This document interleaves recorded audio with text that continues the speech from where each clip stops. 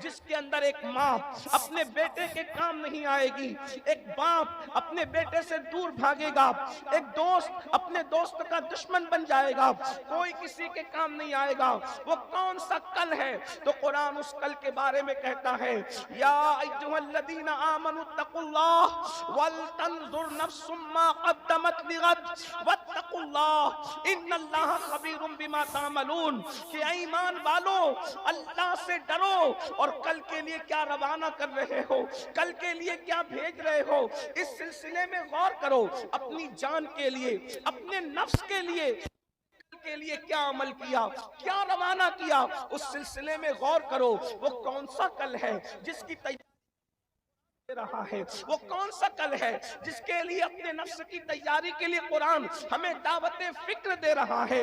ہاں وہ وہی کل ہے جس کو میدان محشر کہتے ہیں، جس کو یوم حساب کہتے ہیں۔ میرے آقا علیہ السلام کے پیارے دیوانوں، اپنے کمروں کی اے سی میں آخرت کو بھولنے والوں، براحتوں کے اندر آخرت کو بھولنے والوں، کھانے پینے میں آخرت کو بھولنے والوں، زندگی کی رنگ ریلیوں میں آخرت کو بھولنے والوں، مجھے بتاؤ اس کل کے لیے ہم نے کیا تیاری کی ہے جس کے لیے قرآن کہہ رہا ہے کہ تم نے کل کے لیے اپنے نفس کے لیے کیا روانہ کیا؟ اللہ اکبر۔ بڑی معذرت کے ساتھ، آج تو بڑے جھڑلنے کے ساتھ ہم کہتے ہیں ارے مولانا چھوڑو، قیامت میں جو ہوگا دیکھا جائے گا، جو ہوگا دیکھا جائے گا۔ یاد رکھنا، مسجدوں کو ویران کر کے یہ کہنے والوں کہ جو ہوگا دیکھا جائے گا، مسجدوں کو ویران کر کے کہنے والوں جو ہوگا دیکھا جائے گا، داڑیاں مڈا کر رسول اللہ کی سنت کو گٹروں میں ڈال کر کے یہ کہنے والوں کہ جو ہوگا دیکھا جائے گا، کانوں میں ایئر فون لگا کر کے گانے سننے والوں یہ کہتے ہو جو ہوگا دیکھا جائے گا۔ اب آئیے میں آپ کو بتاؤں، شاعری کی دنیا الگ ہے، حقیقتوں کی دنیا الگ ہے۔ آپ کہتے ہیں دیکھا جائے گا جو ہوگا، کیا دیکھا جائے گا؟ سنو، قرآن کہتا ہے اس دن کا حال یہ ہے الاخلاء یومئذ بعضهم لبعض عدو۔ اللہ اکبر۔ قرآن کہتا ہے کہ وہ قیامت کا دن وہ دن ہوگا جتنے تمہارے دوست ہیں، اور وہ بھی کون سے دوست؟ دوست نہیں بلکہ پکے دوست، اخلاء قرآن کہتا ہے، یہ خلیل کی جمع ہے اخلاء۔ جتنے تمہارے پکے دوست ہیں قیامت کے دن وہ سب تمہارے دشمن بن جائیں گے۔ قیامت کا دن کیسا دن ہوگا؟ قرآن کہتا ہے یوم یقوم الروح والملائکہ صفا لا یتکلمون الا من اذن۔ قیامت کا دن وہ دن ہوگا جس دن جبریل امین اور ان کے پیچھے سارے فرشتے اللہ کی ہیبت سے کانپتے کھڑے ہوں گے، کسی کو کلام کرنے کی جرت نہیں ہوگی۔ آئیے وقت کی نزاکت کو دیکھتے ہوئے اپنے بھائیوں سے اور اپنی بہنوں سے اپنی گزارش کر کے اپنی گفتگو کو مکمل کر کے گزر جاؤں۔ میرے آقا صلی اللہ علیہ وآلہ وسلم کے دیوانوں، آج حال کیا ہے؟ ہر بندہ کھانے پینے اور سونے اور موج مستیوں میں مست ہے، مرنے کے بعد اٹھنا ہے۔ اس دن کے لیے ہم نے کیا تیاری کی ہے؟ بڑی معذرت کے ساتھ لوگ آسانی سے کہہ دیتے ہیں مولانا نماز کے لیے ٹائم نہیں ملتا۔ میرے عزیز، وہ دن قیامت کا جو دن ہوگا وہاں نمازی کیا، روزے دار کیا، حاجی کیا، غازی کیا؟ آئیے ایک حدیث مبارکہ سن لیں اور اپنی بات مکمل کروں۔ ایک مرتبہ امیر المومنین حضرت سیدنا عمر ابن خطاب فاروق اعظم رضی اللہ تعالیٰ عنہ، فاروق اعظم رضی اللہ تعالیٰ عنہ حضرت کعب سے کہتے ہیں، حضرت کعب احبار سے۔ یہ کعب احبار کون ہے؟ یہ بڑے جلیل القدر تابعی ہیں۔ فاروق اعظم کے دور میں انہوں نے اسلام قبول کیا ہے، لیکن ان کی خصوصیت یہ ہے یہ توریت کے بھی عالم تھے، انجیل کے بھی عالم تھے، زبور کے بھی عالم تھے۔ اللہ اکبر۔ آسمانی کتابوں کے یہ عالم تھے۔ حضرت سیدنا فاروق اعظم حضرت کعب سے کہتے ہیں اے کعب ذرا مجھے ایسی باتیں سناؤ جس کی وجہ سے میرے دل میں اللہ کا ڈر مزید پیدا ہو، اللہ کی خشیت مزید پیدا ہو، اللہ کا خوف مزید پیدا ہو۔ سن لو، فاروق اعظم وہ اللہ سے ڈرنے والی شخصیت ہے کہ اللہ رب العزت کی خشیت کی وجہ سے جب وہ روتے تھے تو ان کے چہرے پر رونے کی وجہ سے آنسوؤں کے نشان پڑ گئے تھے۔ بڑی معذرت کے ساتھ آج لوگوں کو استنجا کی سنتیں بھی نہیں پتا ہے اور وہ جنت کے خواب دیکھ رہے ہیں. اللہ اکبر. لوگوں کو کلمے کا ترجمہ بھی یاد نہیں ہے اور وہ گھمنڈ کرتے ہیں مولانا ہم جنت میں نہیں جائیں گے تو کون جنت میں جائے گا. یاد رکھو جن کو رسول اللہ نے جنت کی بشارتیں دی ہے وہ قیامت کو یاد کر کے کیسے روتے ہیں. سیدنا صدیق اکبر. کون صدیق اکبر؟ جن کے بارے میں پوری امت کے جمہور کا یہ عقیدہ ہے افضل البشر بعد الانبیاء بالتحقیق، جس کو رسول اللہ نے اپنی ظاہری حیات میں اپنے مصلی امامت پر کھڑا کیا وہ ابو بکر صدیق جو صحابہ کا امام ہے. وہ صدیق اکبر کہتے ہیں کاش میری ماں نے مجھے انسان کی شکل میں پیدا نہ کیا ہوتا، میں کسی مومن کے سینے کا ایک بال ہوتا تاکہ قیامت کے دن اللہ کی بارگاہ میں حساب دینے سے بچ جاتا، قیامت کے دن اللہ کی بارگاہ میں جواب دینے سے بچ جاتا. مجھے بتاؤ جو مصطفیٰ جان رحمت کے ساتھ ہے کہاں ساتھ نہیں؟ سفر میں صدیق ساتھ ہے، حضر میں صدیق ساتھ ہے. جہاں کوئی ساتھ نہ تھا اس کار میں بھی صدیق اکبر مصطفیٰ جان رحمت کے ساتھ تھے اور آج بھی مزار میں مصطفیٰ جان رحمت کے ساتھ آرام کر رہے ہیں. اس کے باوجود بھی اللہ اکبر، اس کے باوجود بھی صدیق اکبر ان کے قیامت کے دن کی کیفیت کیا ہے؟ حضور محدث اعظم کے چوشوی رحمت اللہ علیہ صدیق اکبر کی شان بیان کرتے ہوئے کہتے ہیں مرتبہ حضرت صدیق کا یہ ہے سید، ہر فضیلت کے وہ جامع ہے، نبوت کے سوا وہ صدیق اکبر جو ہر فضیلت کے جامع ہے. وہ کہہ رہے ہیں کون کہہ رہا ہے کاش میں کسی مومن کے سینے کا بال ہوتا تاکہ قیامت کے دن اللہ کی بارگاہ میں حساب سے بچ جاتا.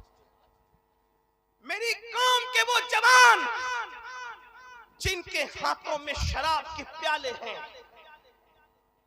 جن کے ہاتھوں میں موبائل میں گندی فلمیں ہیں، جن کا حال یہ ہے کہ وہ کبھی سود کی شکل میں کبھی جوئے کی شکل میں حرام لقمے کو اپنے پیٹ میں ڈال رہے ہیں. آج وہ سوچنے ہم جنت میں جائیں گے کیونکہ ہم نے تو فلاں بزرگ کا دامن پکڑا اور فلاں بزرگ کا. سارے بزرگوں کے دامن بڑے قیمتی ہیں لیکن ابو بکر صدیق نے اس بزرگ کا دامن پکڑا تھا جہاں پر ساری بزرگیاں ختم ہو جاتی ہیں. بعد از خدا بزرگ تو یہ قصہ مختصر، بعد از خدا بزرگ تو یہ قصہ مختصر. آپ غور کریں، تھوڑا سا نعرے کا بھی وقت بچانے بڑی نوازش ہوگی. آپ کی توجہ چاہتا ہوں. 4 بجے سلام پڑھ لینا ہے اس لیے مجھے اس کا خیال کرتے باتوں کو پوری کرنا ہے. توجہ فرمائیں. آپ سن رہی ہے، آپ کی بڑی نوازش ہے لیکن سنو اپنے بزرگوں کا خوف، اپنے بزرگوں کی خشیت، اپنے بزرگوں کی فکر آخرت. اللہ اکبر. اگر بزرگوں کے عرس میں بھی آ کر ہم آخرت کی فکر کے لیے تیار نہیں ہیں، بڑی معذرت کے ساتھ سرے شام سے بیٹھے ہو، کتنے ہیں جو عشاء پڑھ کے آئے تھے اور کتنے ہیں جو جا کر فجر پڑھیں گے؟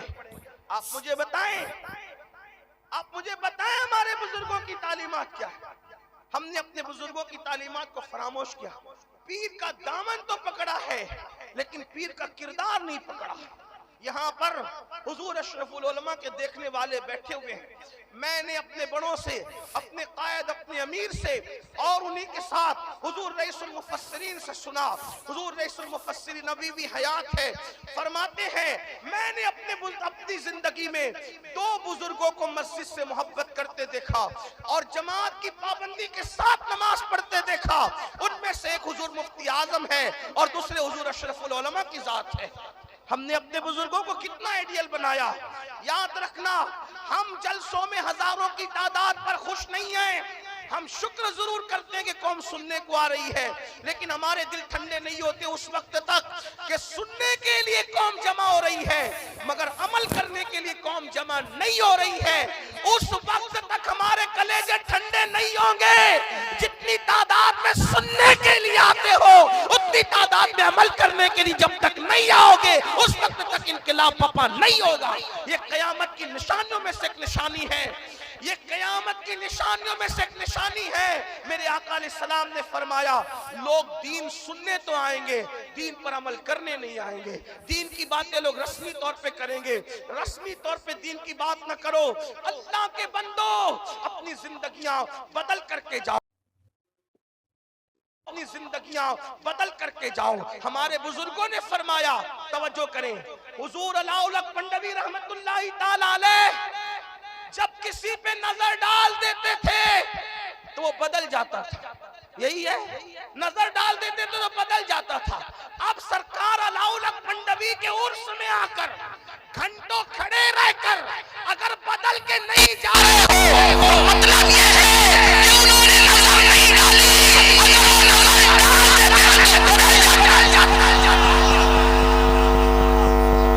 ان کی نظر میں وہی کمال ہے جو کل تھا وہ آج ہے۔ اس کا مطلب نظر ڈالی نہیں، کیوں؟ اس لیے کہ تو مزار پر تو آیا ہے لیکن تو مسجد نہیں جاتا، اس لیے ان کی نظر تجھ پہ نہیں پڑ رہی ہے، وہ تجھ پہ نظر نہیں ڈال رہے کرم کی۔ کیوں؟ کیونکہ جس سے رسول اللہ نظر پھیر لے اس پر ولی اللہ کبھی کرم کی نظر نہیں ڈال سکتے۔ جس سے رسول اللہ نظر پھیر لے اللہ بھی اس سے نظر رحمت پھیر لیتا ہے۔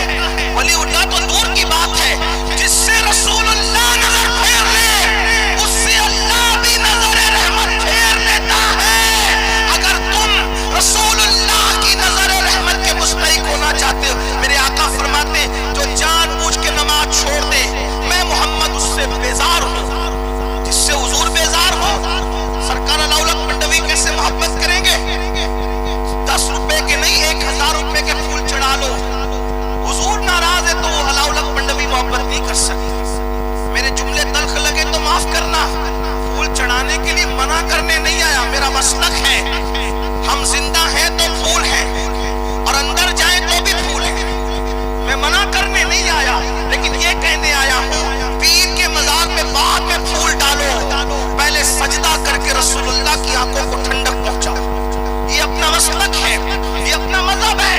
تو عرض یہ کر رہا تھا صدیق اکبر کہتے ہیں کاش میں کسی مومن کے سینے کا اقبال ہوتا تاکہ قیامت میں اللہ کی بارگاہ میں جواب دینے سے بچ جاتا۔ فاروق اعظم کہتے کاش میں پرندہ ہوتا اور لوگ اس کو ذبح کر کے کھا جاتے اور مجھے بھول جاتے تاکہ میں قیامت کے دن اللہ کی بارگاہ میں جواب دینے سے بچ جاؤں۔ مولا کائنات سید السادات علی مرتضیٰ جس کے خاندان کی مثال کوئی لا سکتا ہے، اللہ کے رسول خود فرماتے میں اور علی، سرکار فرماتے اللہ کے رسول فرماتے کہ تم سب الگ الگ درختوں کی الگ الگ ٹہنی سے ہو، تنہا میں اور علی ایک درخت کی 2 ٹہنی کا نام ہے۔ جس علی کو رسول اللہ فرمائے کہ میں اور علی ایک درخت کی 2 شاخوں کی طرح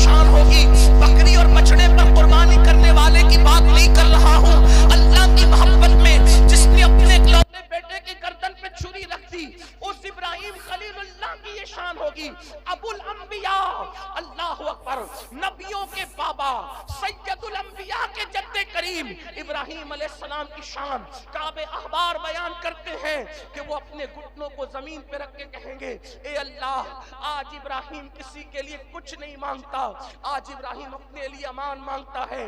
آپ سے پوچھنا چاہتا ہوں اے میری قوم کے جوانوں، ابراہیم خلیل اللہ کی یہ شان ہوگی قیامت کے دن کہ وہ اپنے گھٹنوں کو زمین پہ رکھ کے کہیں گے آج میں صرف اپنے لیے امان مانگتا ہوں۔ تو بتاؤ وہ لوگ جو ہفتے ہفتے بھر ناپاک پڑے رہتے ہیں ان کا قیامت کے دن کیا انجام ہوگا؟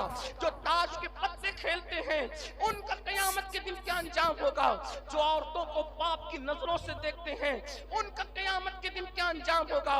اسی پہ بس نہیں، کعب احبار کہتے ہیں امیر المومنین ایک طرف ابراہیم خلیل اللہ کی یہ شان ہوگی اور دوسری طرف حضرت موسیٰ کلیم اللہ جن سے اللہ نے کلام کیا، وہ اپنے گھٹنوں کو زمین پہ رکھ کر اللہ سے کریں گے مولا آج تیرا موسیٰ جس کو تو نے شرف ہم کلامی عطا فرمایا آج کسی کے لیے کچھ نہیں مانگتا، آج موسیٰ کو امان عطا کر دے۔ موسیٰ اپنے لیے امان